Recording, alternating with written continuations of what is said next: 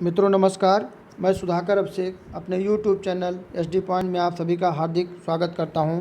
मित्रों आज हम यूपी ट्रिपल एससी पेट के सामान्य हिंदी पाठ्यक्रम से लिंग, जिसे अंग्रेजी में जेंडर कहते हैं, का हम अध्ययन करेंगे। मित्रों शुरुआत करते हैं। पहला है लिंग किसे कहते हैं, तो संज्ञा के जिस रूप से किसी वस्तु या जाति, पुरुष अथवा स्त्री का बोध होता है उसे लिंग कहते हैं। जिस रूप से किसी वस्तु या जाति का बोध होता है मित्रों, वह लिंग कहलाता है। लिंग संस्कृत भाषा का एक शब्द है जिसका अर्थ होता है चिन्ह अथवा निशान, चिन्ह या निशान। यह भाषा संस्कृत भाषा से है। लिंग जो है संस्कृत भाषा का शब्द है। लिंग के भेद जो है मित्रों, हिंदी व्याकरण में दो प्रकार के लिंग बताए गए हैं। पहला है पुल्लिंग और दूसरा है स्त्रीलिंग। दो प्रकार के लिंग हिंदी व्याकरण में हैं। देश, मित्र, शत्रु।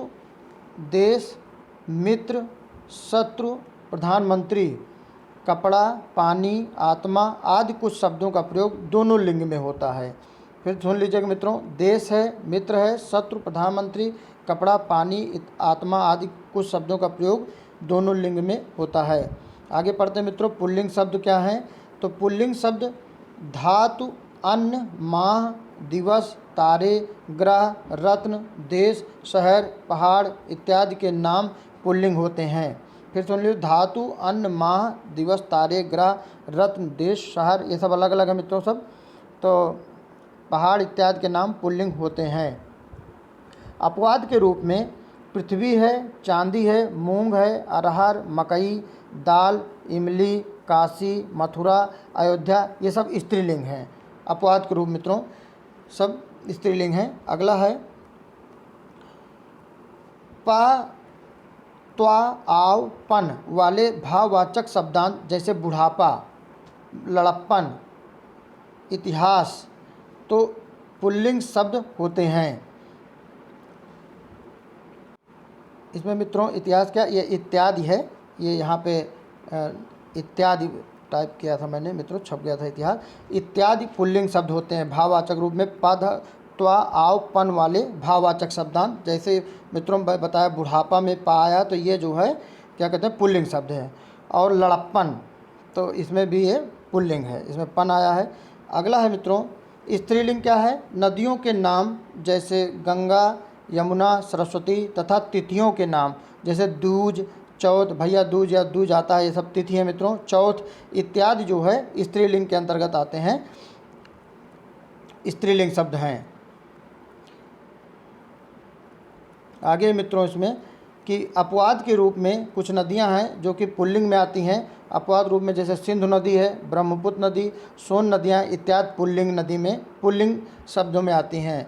अगला है अपवाद के रूप में घी है, दही है, पानी और हाथी शब्द पुल्लिंग हैं। अपवाद के रूप में घी, दही, पानी, हाथी बहुत पूछा जाता है मित्रों। घी दही के बारे में तो बहुत ज़्यादा परीक्षाओं में पूछा जाता है कि घी किस लिंग के अंतर्गत आता है, पुल्लिंग है या स्त्रीलिंग है।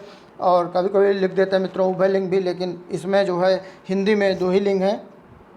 तो घी शब्द मित्रों पुल्लिंग में आता है। इसमें आपका याद रखना है कि दही और घी, पानी ये सब पुल्लिंग में है।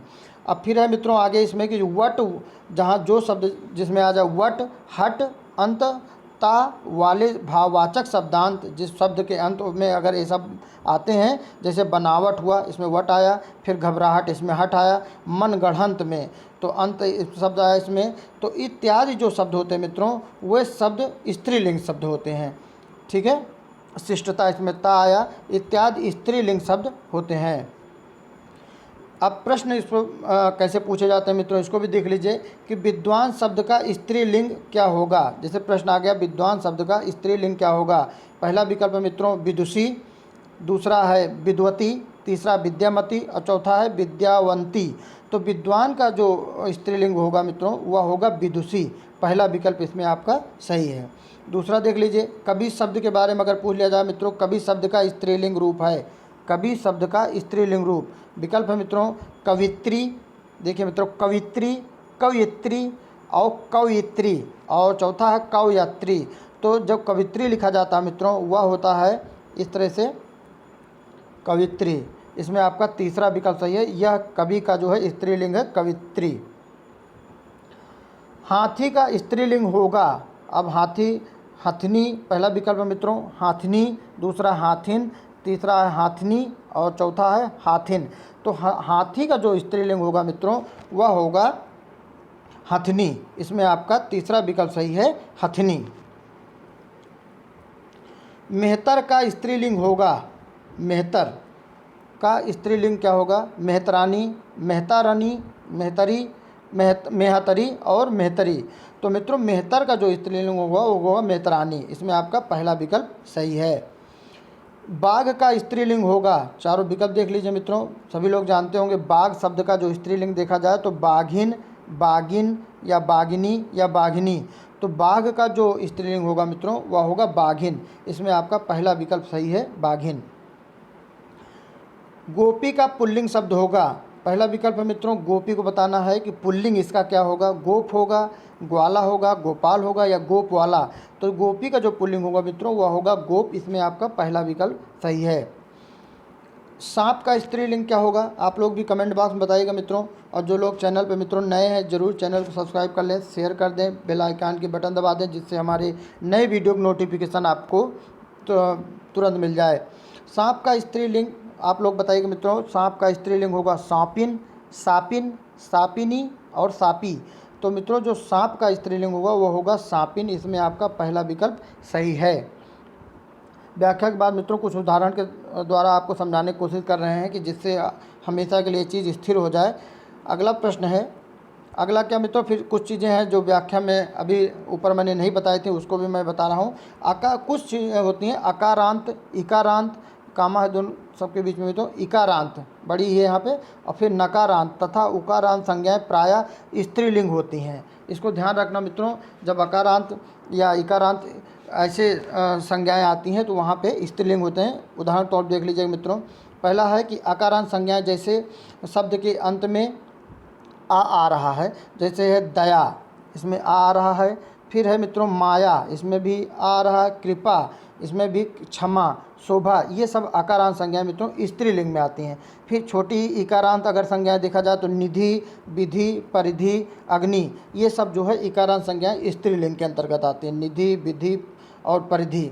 दया अगर आ जाता है मित्रों तो दया भी जो है स्त्रीलिंग के अंदर, माया, कृपा, क्षमा, शोभा। फिर है मित्रों बड़ी इकारांत संज्ञाएं कौन कौन सी हैं, वह है नदी, रोटी, टोपी इत्यादि। कुछ अपवाद भी मित्रों कि हाथी और दही और रोटी ये सब पुल्लिंग के अंतर्गत आती हैं। हाथी का भी ऊपर मैंने बताया भी मित्रों कि इसका जो अगर स्त्रीलिंग देखेंगे तो होगा हथनी। दही और रोटी ये सब पुल्लिंग के अंतर्गत आती हैं। अगला है मित्रों वह है नकारात्मक संज्ञाएं कौन कौन सी हैं, जिसमें न का बोध होता है। जैसे प्रार्थना में नकारात्मक संज्ञाएं हैं, तो यहाँ जो है प्रार्थना, वेदना, रचना, घटना ये सब जो है नकारात्मक संज्ञाएं हैं जो स्त्रीलिंग के अंतर्गत आती हैं। फिर है उकारांत संज्ञाएं, ऋतु, वायु, रेणु, मृत्यु, रज्जु, आयु, वस्तु ये और धातु इत्यादि जो है उकारांत संज्ञाएं जो है भी स्त्रीलिंग के, जैसे ऊ का ऋतु में छोटा ऊ, फिर इसमें छोटा ऊ का जिसमें प्रयोग हो रहा है मित्रों वो सभी संज्ञाएं उकारांत।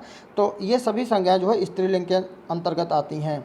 तो मित्रों ये रहा हमारा UPSSC पेट सामान्य हिंदी का लिंग जिसे जेंडर कहते हैं मित्रों के बारे में महत्वपूर्ण व्याख्या है। उम्मीद करते हैं मित्रों ये सभी आपके लिए बहुत ही उपयोगी सिद्ध होंगे, आगामी परीक्षा के लिए बहुत ही सिद्धि देंगे। मित्रों वीडियो को ज़रूर चैनल को सब्सक्राइब कर लीजिएगा, शेयर कर दीजिएगा, कमेंट कर दीजिएगा, और जो कुछ मित्रों को सुझाव होगा उसको कमेंट में जा करके हमें ज़रूर दीजिएगा। हम आगे हिंदी के 2-3 पॉइंट्स और बिंदु बचे हैं, उनकी व्याख्या के बाद फिर हम अगले या तो इतिहास या विज्ञान किसी एक से लेकर के आपको वीडियो आपके समक्ष रखने की कोशिश करेंगे। बहुत बहुत धन्यवाद।